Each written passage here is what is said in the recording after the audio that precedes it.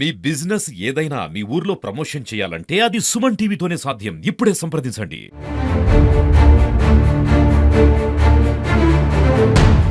యాదాద్రి భువనగిరి జిల్లాలో సైబర్ కేటుగాళ్లు ఎన్ని రోజులు అమాయకులను బలి చేశారు. కానీ ఇప్పుడు అధికారులు కూడా బలైనటువంటి సంఘటన యాదాద్రి జిల్లాలో జరిగింది. యాదాద్రి జిల్లా రాజపేట మండల తహసీల్దార్ దామోదర్ గారికి ఈ చేదు అనుభవం ఎదురైందని చెప్పొచ్చు. ఎంఆర్ఓ దామోదర్ ఫోన్ నెంబర్ను తీసుకొని, తన పర్సనల్ నెంబర్ తీసుకొని ఏసీబీ అధికారులం అంటూ ఫోన్ చేసి, నీవు అవినీతికి పాల్పడుతున్నావు, అరెస్ట్ చేయాల్సి వస్తుంది అని చెప్పి బెదిరించి, అలాంటి అరెస్టు తప్పించాలంటే మీరు మాకు కొంచెం అమౌంట్ ఇస్తే దాన్ని తప్పిస్తా అని చెప్పి ఏసీబీ అధికారిని అంటూ అతను కాల్ చేసి బెదిరించడం జరిగింది. అతను డిమాండ్ చేసినటువంటి అమౌంట్ 3,30,000 రూపాయలను అతను అకౌంట్కు పంపించడం జరిగింది, వారు చెప్పినటువంటి అకౌంట్కు. తదనంతరము అతను ఇది అసలు సైబర్ అంటే ఇది ఏసీబీ అధికారులు అని చెప్పి అతను కొంచెము ఆరా తీయగా ఇదంతా కూడా సైబర్ నేరం అని చెప్పి అతను భావించి అక్కడ ఆయన ఇంకా మిగతా అమౌంట్ కూడా వేయలేకపోయాడని చెప్తున్నారు. మరి నిజంగా ఈ సంఘటనకు సంబంధించి ఈరోజు రాజపేట తహసీల్దార్ని మన సుమన్ టీవీ ప్రతినిధి వెళ్ళి అడగగా అతను చెప్పినటువంటి సమాధానం ఏంటంటే, సైబర్ నేరగాడు ఫోన్ చేసినప్పుడు నా కుమారుడు ఫోన్ లిఫ్ట్ చేశాడు, నా కుమారుడు లిఫ్ట్ చేసి నాకు సర్వీస్ ఇంకా 2 నెలలే ఉంది కదా అని చెప్పి మా కుమారుడు భయపడి అతను అడిగినటువంటి డబ్బులను మా కుమారుడే ట్రాన్స్ఫర్ చేశారని చెప్పి అతను చెప్పాడు. కానీ మేము 3,30,000 వేయలేదు, కేవలం 2,80,000 మాత్రమే ట్రాన్స్ఫర్ చేశాము, విడతల వారీగా ట్రాన్స్ఫర్ చేశామని చెప్పారు. దాని తదనంతరం మాకు ఎందుకో డౌట్ వచ్చి మేము రాచకొండ సైబర్ క్రైమ్స్ టీంకు నేను కంప్లైంట్ చేయడం జరిగిందని చెప్పాడు. దాని తర్వాత ఇదంతా కూడా సైబర్ నేరమే అని చెప్పి నేను గమనించానని చెప్పి ఆయన చెప్పడం జరిగింది. ఏది ఏమైనప్పటికీ ఒక తహసీల్దారే ఇలా మోసపోతున్నంటే, అంటే తహసీల్దారు విద్యావంతుడు, ఇంకా 2-3 నెలలు అయితే సర్వీస్ అయిపోతే చాలా అనుభవజ్ఞుడు, అతను కూడా ఇలా మోసపోయాడంటే జిల్లాలో కూడా చర్చనీయాంశంగా మారింది.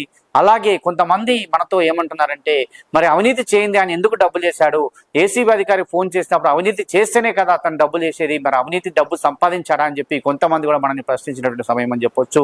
మరి నిజంగా యాదాద్రి జిల్లాలో ఈ తహసీల్దార్ అయితే విషయం అయితే చర్చ జరుగుతుంది. సైబర్ నేరగాళ్ళు చూడండి ఎంత డబ్బులు వాళ్ళు మోసగించారో, ఇన్ని రోజులు అమాయకుల్ని బలి తీసుకున్నారు, ఇప్పుడు విద్యావంతులను కూడా వాళ్ళు చేసినటువంటి పరిస్థితి. ఎన్నో సైబర్ క్రైమ్స్ సంబంధించి జరుగుతూనే ఉన్నాయి ఈ జిల్లాలో. దానికి సంబంధించి రాచకొండ పోలీసులు కూడా ఎప్పటికప్పుడు కూడా వాళ్ళంతా కూడా అలర్ట్గా ఉండాలి అని చెప్పి ఎన్నో కార్యక్రమాలు కూడా చేపడుతున్నారు. ఓటీపీలు చెప్పొద్దని చెప్తున్నారు. అదేవిధంగా సైబర్ క్రైమ్ నుంచి ఏదన్నా ఫోన్స్ వచ్చినట్లయితే మాకు ఇన్ఫర్మేషన్ ఇవ్వని చెప్పి వాళ్ళు కూడా చెప్తున్నారు. చెప్పినప్పటికీ కూడా ఇలాంటి సంఘటనలు జరుగుతూనే ఉన్నాయి. ఈ రోజు అమాయక ప్రజలే కాకుండా ఒక అధికారులు కూడా బలవుతున్నటువంటి పరిస్థితి. ఈ జిల్లాలో ఎవరైనా అధికారులకు ఎలాంటి ఫోన్స్ వస్తే ఇమీడియట్లీ రాచకొండ పోలీసులకు చెప్పమని చెప్పి వాళ్ళు కూడా చెప్పిన సందర్భము. మరి నిజంగా ఈ తహసీల్దార్ వ్యవహారం అయితే జిల్లాలో చర్చనీయాంశంగా మారింది. 2,80,000 అంటే మామూలు విషయం కాదు. మరి అంత డబ్బును వాళ్ళు సైబర్ క్రైమ్ వాళ్ళకు ఎట్లా సైబర్ నేరగాళ్లకు ఎలా పంపించారనేది కూడా చాలా మంది అడిగినటువంటి విషయము. మరి నిజంగా ఇలానే ఉంటే మాత్రం ఖచ్చితంగా ఇట్లాంటి సిచ్యువేషన్స్ ఏర్పడ్డప్పుడు ఖచ్చితంగా పోలీసులను సంప్రదించండి అని చెప్పి వాళ్ళు కూడా చెప్పినటువంటి విషయము. మరి ఇది మాత్రం ఇంకెంతవరకు దారితీస్తుంది కూడా చూడాల్సినటువంటి బాధ్యత ఈనాడు అధికారుల పైగానే ఉంది. ఎందుకంటే వారు కంప్లైంట్ చేశారు, దాని ఎంక్వైరీ నడుస్తుందని చెప్తున్నారు. ఇంతవరకు అయితే మనకైతే ఏ ఇన్ఫర్మేషన్ అయితే లేదు. మరొకసారి సైబర్ క్రైమ్స్ నుంచి మరి ఇన్ఫర్మేషన్ తీసుకున్నట్లేదు, ఇంకా ఎంక్వైరీ నడుస్తుందంటున్నారు. ఎవరు ఎంత పెద్ద ఎక్కడి నుంచి వాళ్ళు వసూలు చేశారనేది కూడా ఆరా తీసే పనిలో పోలీసులు కూడా ఉన్నారని తెలుస్తుంది. అది అని చెప్పి గురించి మీరు ఫ్రాడ్ చేయనప్పుడు అరెస్ట్ చేస్తారు, వాడికి ఎట్లా భయపడ్డాడో ఇంకా తెలుస్తుంది. అయిన తర్వాత నేను ఇప్పుడు చెప్తే ఎంబడే కంప్లైంట్ చేసి బ్లాక్ చేయించాడు. అట్లా ఎంత అమౌంట్ కొట్టారు? 280 అనుకుంటా. ఎన్నిసార్లు సార్? ఎట్ టైం ఏడుంటాయి ఉండే కదా వాళ్ళ దగ్గర, వాళ్ళ ఫ్రెండ్స్ దగ్గర 3-4 ఉంటాయి. కట్టిన తర్వాత మనకి డౌట్ వచ్చినాక అదే ఎందుకు చేసినారు అటువంటిది అంటే ఎంబడే ఇది చేసి కంప్లైంట్ చేసి. మీకు అనుమానం కాదు, వాడు ఫోనే స్విచ్ ఆఫ్ చేసి పెట్టుకొని ఇది ఉన్నాడు, కర్ణాటక నుంచి అంట.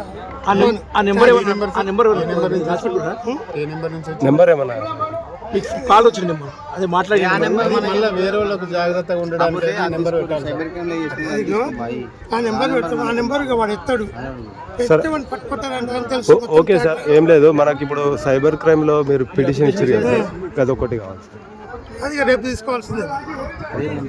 చిన్న పావడే కంప్లీట్ రేపు తీసుకొచ్చాను.